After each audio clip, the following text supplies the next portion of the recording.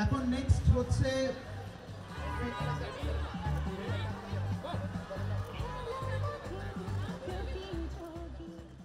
Gulshan youth club আয়োজিত sports fest উল্লাস শেষ হতে বাকি আর একদিন।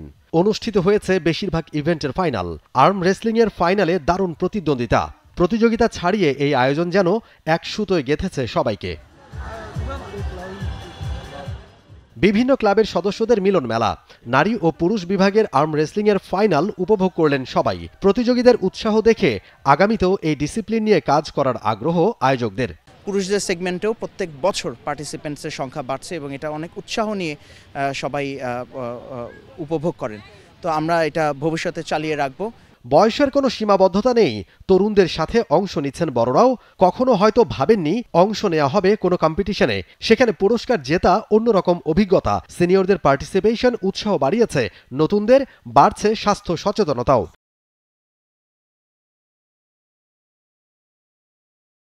আমি বিশ্বাস করি যে physically if you are fit then you can do anything. Amazing feeling এই বয়সে এসে আর্ম রেসলিং করা,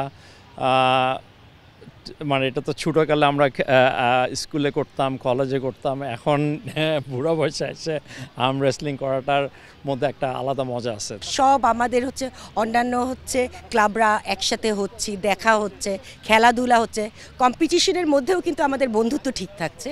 সেই কারণে আমাদের এটাই খুব ভালো লাগছে। It is very, very, very important. I'm practicing sports since I was very, very young, and yes, doing sports is very healthy, and yes, we all need it. নবম দিন পর্যন্ত হয়ে গেছে বেশিরভাগ ইভেন্টের ফাইনাল। 8 বল পুলের টেবিলেও হয়েছে দারুণ প্রতিদ্বন্দ্বিতা। বোর্ড ক্লাবকে হারিয়ে চ্যাম্পিয়ন ঢাকা ক্লাব। টেনিস কোর্টেও শেষ দিনে জমল প্রতিদ্বন্দ্বিতা। মেন্স আর উইমেন্স বিভাগে তীব্র লড়াই। ভালো দর্শক উপস্থিতি। উইমেন্স ডাবলসেও হলো দারুণ লড়াই। নর্ডিক ক্লাবকে হারিয়ে চ্যাম্পিয়ন গুলশান ইউথ ক্লাব।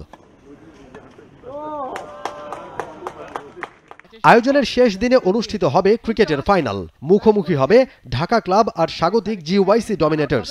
প্রথম সেমিফাইনালে গুলশান ক্লাবকে 31 রানে হারিয়েছে জিওয়াইসি ডমিনেটর্স। জয়লাভ করে কিন্তু ফাইনালে নিজেদের জায়গা করে নিয়েছে।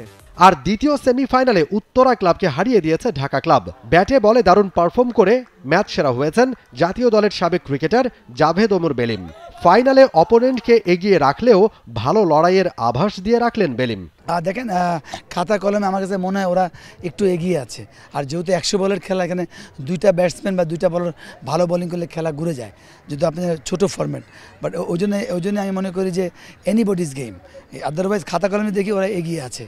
আমার ওদের যে কিছু প্লেয়ার আছে, আমাদের হয়তো 2-1টা প্লেয়ার উপর ডিপেন্ড। আর ফলোড বাই আমার কাছে মনে হয় যে পার্টিকুলার 2-3 ওভার যে ভালো খেলবে ওই ম্যাচটা জিতবে। প্রতি বছর এই আয়োজনের ধারাবাহিকতা চান অংশগ্রহণকারীরা।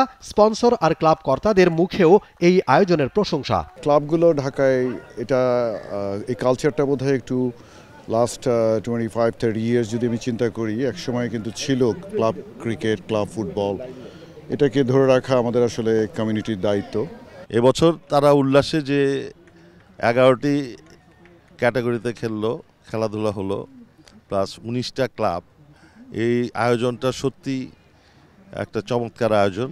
আমি ঢাকা ক্লাবের পক্ষ থেকে তাদেরকে শুভেচ্ছা জানাচ্ছি।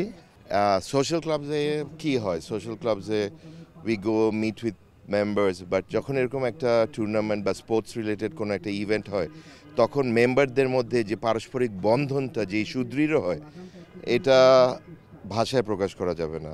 শনিবার ক্রিকেটের ফাইনাল ও সমাপনী অনুষ্ঠানের মধ্য দিয়ে পর্দা নামবে উল্লাসের প্রথম আসরের। মোমিন রোহন, স্পোর্টস, ঢাকা।